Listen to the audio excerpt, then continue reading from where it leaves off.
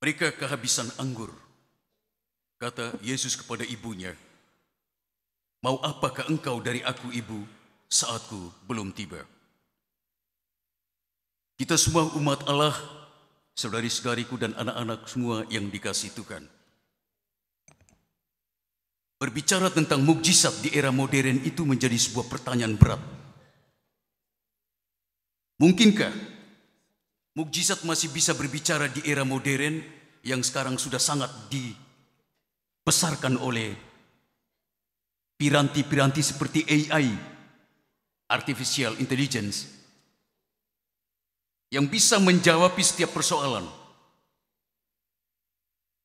Mungkinkah Allah masih mempunyai tempat di dunia orang modern? Mungkinkah Allah masih membuat dan mampu membuat hal-hal yang berada di luar jangkauan akal sehat, yang bisa mempersuasif iman dan percaya kepada Dia? Ini tantangan tersendiri. Terutama manusia modern yang jumlahnya 8 miliar, mungkin juga termasuk kita, yang hidup di era kuantum. Era yang memungkinkan probabilitas yang tidak mungkin menjadi mungkin. Ada pertarungan yang ketat antara hukum-hukum fisika yang ketat dengan kebenaran iman kepada Tuhan. Hanya ada satu konsekuensi dari pertarungan ini. Ketika manusia tidak menemukan jawaban atas apa yang dia minta, dia bisa menjadi agnostis atau bisa menjadi ateis, dan dia menolak Tuhan habis-habisan. Kita tahu di era modern ini ada satu aliran besar yang sangat menakutkan, yang terus-menerus diminta oleh baik Paus, mulai dari Paus Yohanes Paulus II sampai pada Paus kita sekarang, untuk mengingatkan umat supaya jangan terperangkap jatuh dalam arus globalisasi yang menakutkan. Konsumerisme, hedonisme, ditunjang lagi dengan satu aliran yang sangat menakutkan, yaitu agnotisme. Hedonisme, orang tidak peduli lagi dengan apa yang berhubungan dengan hal-hal yang membawa orang kepada dunia supranatural, kepada Tuhan. Tidak ada lagi hukum adikodrati, hukum yang dikenal dulu, yang pernah hidup di era tahun abad ke-15, di mana gereja bertumbuh dengan kuat. Di era seperti sekarang, gereja-gereja banyak yang dijual. Gereja-gereja dominan dengan kaum perempuan. Syukur pada Tuhan, di sini mayoritas kaum laki-laki dan perempuan seimbang. Puji Tuhan, haleluya. Ini tanda-tanda baik. Iman kita tidak tergerus oleh kenyataan lajunya inovasi-inovasi teknologi yang baik di satu sisi, tetapi kalau tidak dicermati dengan terang iman, membahayakan iman. Kita semua umat yang dikasihi Tuhan, agnotisme, sebuah aliran yang sangat menakutkan, mengatakan demikian: mukjizat itu adalah pelanggaran-pelanggaran terberat yang melawan hukum alam. Alasannya bahwa segala sesuatu di muka bumi itu bisa diterangkan dengan kekuatan AI. Jadi kesimpulan, tidak ada mukjizat. Dan ini sudah sangat menikam masuk dalam jantung kehidupan religius manusia modern. Kita dengar baru-baru terjadi kebakaran hebat di LA, kota yang selalu digelari dengan Sin City. Memang kita tidak mau setuju dengan pandangan-pandangan orang tertentu yang mengatakan Los Angeles itu adalah Sin City, kota berdosa. Siapa yang berani untuk memvonis seseorang itu berdosa? Hanya Tuhan.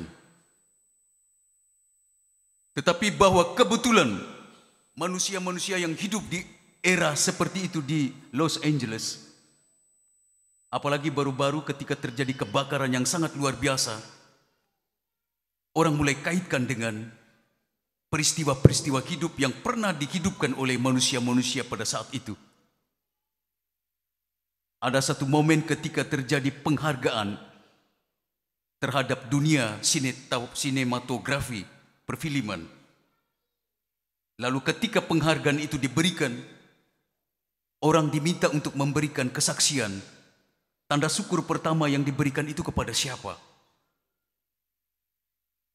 Lalu dari polling yang ada, 6 memilih berterima kasih kepada kepada mama, kepada ibu. Yang lain berterima kasih kepada kru, sedangkan kepada Allah kosong.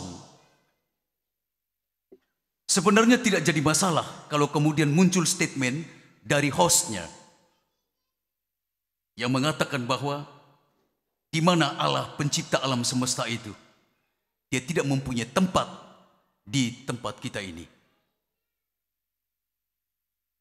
Ini menjadi tanda-tanda pergeseran iman yang dialami oleh dunia, dialami oleh manusia-manusia modern. Kita semua umat Allah yang dikasihi Tuhan. Hari ini Tuhan berbicara tentang mukjizat itu. Secara lebih spesifik, Tuhan berbicara tentang mukjizat itu yang langsung menyentuh persoalan ekonomi. Kita tahu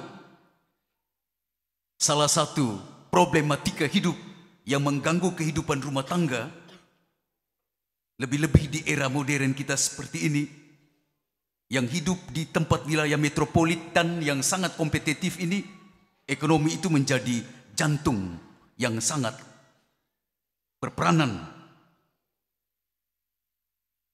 Kita lihat baru-baru ini di Bekasi, seorang anak SMP mati bunuh diri karena faktor ekonomi. Ini bukan sebuah kebetulan. Bukan sebuah fenomena yang biasa-biasa saja. Meskipun kasus yang nampak hanya satu. Tetapi yang menarik, seorang anak kecil ini dia menulis di topinya sebelum dia lompat dari sebuah mall yang tinggi. Bertuliskan demikian. Betapa indah dunia yang berada di luar diriku. Aku ingin seperti mereka. Tetapi aku tidak akan pernah mungkin seperti mereka.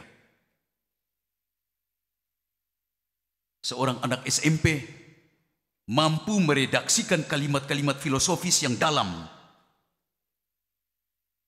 Dia mau katakan, hidup ini berat. Ekonomi yang berat itu membuat dia sulit untuk bisa berkompetisi. Jawaban yang paling aman adalah bunuh diri. Ini satu fenomena yang terjadi di depan mata kita. Yang meskipun secara kuantitatif ditangkap oleh media hanya baru satu kasus. Tetapi bukan berarti kasus ini hanya satu kasus. Kita dengar baru-baru ini setelah BRICS, kekuatan ekonomi antara Brazil, Rusia, China, India, dan South Africa berhadapan langsung dengan kekuatan dolar. Ada nada ancaman yang dibuat oleh Trump pada nanti 20 Januari saat dia diinaugurasi. Akan ada suatu benturan langsung antara dua raksasa ekonomi ini. Yang bukan tidak mungkin efek dominonya akan juga kena pada kita. Kita tahu juga Badan Bank Dunia baru-baru ini meminta kepada dunia untuk di 2025 orang harus sedikit lebih mengencangkan pinggangnya. Hidup lebih hemat dan lebih bijaksana. Ini seruan yang sangat baik. Supaya orang tidak tertidur dan terhanyut dalam gaya hidup konsumerisme, hedonisme yang membahayakan eksistensi hidup keluarga sekarang dan akan datang. Kita semua umat yang dikasihi Tuhan, pengantar ini sebenarnya bukan menjadi sebuah hal yang paling utama. Tetapi bahwa ini justru di minggu kedua, bacaan suci ini mengangkat ini dari persoalan tentang mukjizat yang bersentuhan langsung dengan persoalan ekonomi. Kita tahu peristiwa ini terjadi, mukjizat yang ini terjadi justru di dalam keluarga pada pesta perkawinan. Dia bukan terjadi pada sebuah event-event lain. Perlu kita garis bawahi, mayoritas dalam kehidupan di dunia ini sangat dipengaruhi oleh lembaga keluarga. Harus kita akui itu. Jatuh dan bangunnya sebuah peradaban sangat ditekankan dan sangat dipengaruhi oleh jatuh dan bangunnya eksistensi lembaga keluarga. Negara-negara yang kuat, gereja yang kuat, itu hanya ditopang oleh keluarga-keluarga yang kuat. Kuat secara ekonomi, kuat secara iman, kuat dalam hubungan sosialita antara sesama, yang melahirkan peradaban hidup. Ini menjadi tantangan bagi kita, terutama orang Kristen. Mungkin di antara kita ada hal-hal tertentu yang mengganggu hubungan-hubungan kita dengan baik sesama, keluarga, ataupun dengan Tuhan. Ketika sampai detik ini ada yang masih sedang mencari pekerjaan dan belum dapat. Ada yang mungkin terancam di PHK.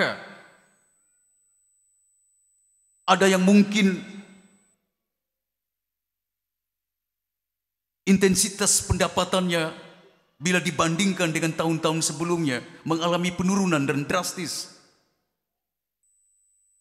Ini semua tantangan-tantangan tersendiri bagi manusia modern, terutama kita. Tetapi perlu kita catat, kita memiliki Tuhan. Kita memiliki Tuhan Yesus yang tidak bisa diterangkan dengan akal sehat. Tetapi dia sungguh ada. Dia sungguh hadir dalam seluruh perjalanan dinamika hidup pribadi-pribadi dan juga kelompok-kelompok. Hanya orang modern seperti kita yang kurang peka melihat bahwa Tuhan sedang berjalan bersama kita. Bahwa Tuhan sedang ambil bagian dalam seluruh kegembiraan, sukacita, dan seluruh hal yang berhubungan dengan anti klimaks dari kehidupan kita seperti ketakutan, kecemasan, kegelisahan. Tuhan ada semua di situ. Sebenarnya bagi kita orang Kristen, kita tidak perlu takut menghadapi tantangan hidup ini. Meskipun lembaga-lembaga keuangan dunia seperti IMF, Bank Dunia, bahkan Menteri Keuangan kita pernah sebelumnya mengatakan kita perlu berjaga-jaga di 2025 ini. Bahkan Presiden Prabowo sudah mempersiapkan semacam sebuah satgas mengantisipasi PHK yang akan melonjak di tahun 2025. Bagi kita orang Kristen yang percaya kepada Tuhan, yakinlah, iman yang ditunjang dengan kerja keras, kepasrahan kepada Tuhan, keyakinan kepada Dia, yang melampaui akal sehat, tunduk dan pasrah, semua pasti akan terjawab. Mazmur 91 mengatakan dengan jelas, nanti tolong kita membaca Mazmur 91. Sekalipun ada 1.000 orang jatuh di sebelah kiri kita dan 10.000 di sebelah kanan, penyakit sampar menghantam, kalau engkau percaya kepadaku, engkau tidak akan pernah disentuh. Ini kalimat suci dari Tuhan yang meyakinkan manusia modern seperti kita sekarang ini, supaya iman kita jangan goyang. Benar kata Tolstoy, jangan membangun iman pada basis mukjizat. Tolstoy itu adalah seorang novelis terkenal dari Rusia. Dia mengatakan kepada umat Kristen, jangan pernah coba untuk membangun imanmu pada basis mukjizat. Bangun imanmu pada Yesus yang bersejarah dalam hidup manusia. Bahwa dia pernah hidup sebagai manusia 2000 tahun yang lalu. Dia hadir, dia tinggal, dia mengambil bagian dalam seluruh rutinitas eksistensial hidup manusia. Sekalipun itu terjadi 2000 tahun yang lalu, dalam konteks modern pun Tuhan Yesus yang sama seperti bahasa Ibrani, Yesus hari ini, yang lalu, kemarin, dan akan datang tetap sama. Mukjizat akan tetap terjadi. Meskipun bahwa iman kita tidak perlu bersandar pada mukjizat. Karena Tuhan Yesus pernah berkata kepada Thomas, ketika dia menuntut untuk percaya kepada Tuhan Yesus, hanya jika dia bisa buktikan, di dua tangannya ini, dia bisa lihat ada paku. Kepalanya tertikam duri, kakinya ditikam oleh paku dan lambungnya. Kalau aku belum melihat itu, sekali-kali aku tidak akan percaya. Ini agnotisme yang sudah hidup pada zaman Yesus. Kita hanya percaya kepada Tuhan kalau mukjizat itu terjadi. Justru Tuhan Yesus katakan demikian. Berbahagialah orang yang tidak pernah melihat aku, namun percaya. Dia omong dengan tegas sekali. Berbahagialah engkau yang tidak pernah melihat aku, namun percaya. Ini keluar dari lidah Allah yang kudus. Kalau keluar dari lidah Allah yang kudus, kenapa saya harus takut dengan hidup? Yang penting, jangan kalimat Tuhan itu membuat kita terlena dan menjadi lemah dalam daya kompetisi untuk menyambut hidup. Dengan beralasan demikian, kan Tuhan Yesus selalu membela kita. Kalau lapar dia beri makan seperti mana waktu orang Israel dulu. Kalau kita kehausan dia perintahkan seperti Musa untuk membekul batu karang itu melahirkan air. Kalau kita ingin memakan daging-daging, dia memerintahkan angin dari tenggara untuk membawa burung puyuh. Kita tidak perlu takut. Kita tidak kerja pun Tuhan beri makan. Nah, ini salah. Ini kita tertidur dalam satu pemahaman yang keliru. Yang Tuhan maksudkan adalah bahwa orang percaya kepada Tuhan disertai dengan kerja keras yang kokoh, disiplin hidup yang benar, integritas diri yang tepat. Kalau orang kehilangan nilai-nilai seperti ini, jangan pernah kita menunggu mukjizat. Kalau kita malas kerja lalu tunggu mukjizat, apakah terjadi? Tidak mungkin terjadi. Karena dalam bacaan pertama tadi kita dengar, Allah berkarya dalam setiap orang. Roh-roh kebaikan itu sudah tinggal di dalam diri setiap orang. Dia berpikir, dia mampu berbuat sesuatu yang lain yang tidak mampu ditangkap oleh akal sehat. Allah berkarya di setiap orang. Hanya yang paling penting adalah untuk mempertebal iman yang Tuhan minta adalah kita tidak menjadi iman buta. Kita beriman kepada Tuhan diikut sertakan dengan kerja keras, disiplin hidup yang benar, keuletan. Itulah yang membuat orang Kristen selalu teruji dan selalu menjadi pemenang dalam dinamika hidup yang ketat ini. Jika orang Kristen seperti kita tidak kehilangan nilai-nilai seperti ini, daya potensial yang sudah melekat pada diri kita, dibarengi dengan iman yang kokoh kepada Tuhan, niscaya mukjizat akan terjadi. Di saat ada ribuan orang jatuh di pinggir di sebelah kiri kita dan yang lain di sebelah kanan, kita tidak akan pernah tersentuh. Karena Tuhan mencintai orang yang kerja keras orang yang jujur, orang yang benar, bukan orang yang baik. Kalau orang baik belum tentu benar. Amin. Kalau orang benar sudah pasti dia baik. Tuhan perlu orang benar. Dia tidak perlu orang baik. Kita semua umat yang dikasihi Tuhan, hari ini Tuhan menyentuh kita semua supaya iman kita jangan tertidur. Ketika kita dihantam dengan badai kehidupan di dalam rumah tangga kita, jangan takut. Ajak suami istrimu masuk ke dalam rumah. Kunci pintu itu. Bukan berarti menutup diri dengan kontak dengan dunia luar. Artinya hati itu mulai aktif. Bawa suami, bawa istrimu, bawa anak-anakmu, berlutut di hadapan Tuhan, menangis di hadapan Dia, panggil nama Dia. Saat itu juga langit terbuka, mukjizat terjadi. Sekalipun orang agnotisme mengatakan mukjizat adalah sebuah pelanggaran terhadap hukum alam, bagi kita orang Kristen, mukjizat adalah benar. Karena saya percaya dengan sekuat kekuatan kebenaran dari Tuhan. Saya bekerja keras, saya pasrah semua kepada Tuhan, saya tidak tertidur, saya percaya malaikat melindungi saya. Iman jenis ini akan bisa menjawab persoalan. Sekalipun IMF mengatakan 2025 ini akan terjadi seperti ini, atau Bank Dunia mengatakan seperti itu, kita tidak akan tersentuh. Saudara-saudara saya akan tetap hidup, akan tetap berkembang. Anak-anak kita masih bisa tetap melihat masa depan mereka dengan baik.